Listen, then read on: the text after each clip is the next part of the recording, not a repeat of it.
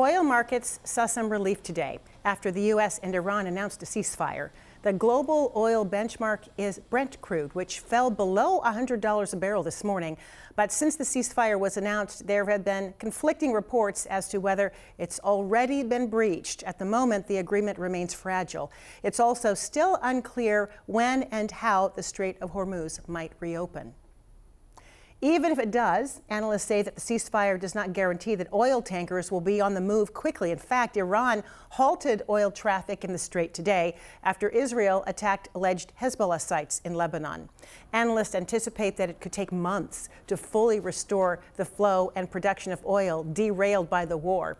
The lingering uncertainty is driving gas prices higher. And while retail gas is expected to start falling in the coming days, if all holds, GasBuddy estimates it could still take 1 to 2 weeks for averages to fall.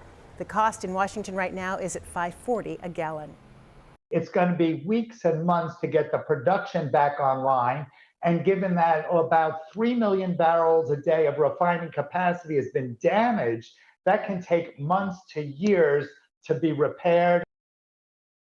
And Karen Caifa joins us now from Washington, D.C. So, Karen, what more have we learned about this temporary ceasefire, and why do energy analysts think that high energy prices are going to linger?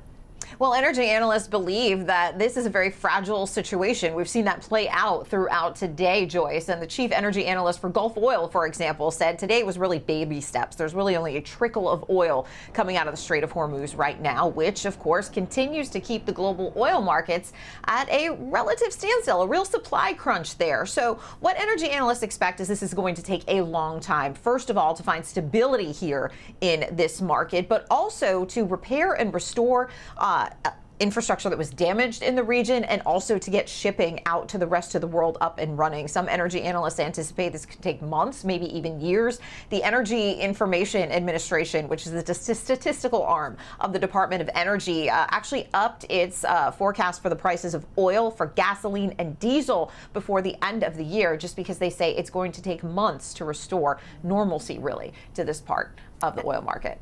And then new data from the Federal Reserve in New York is showing higher gas prices weighing on consumers' financial outlook. What can you tell us about that? Well, as gas prices climbed higher in March, so did consumer pessimism about their own financial situations, but especially about inflation. This is from the New York Fed's survey of consumer expectations released yesterday. It was a snapshot of the month of March.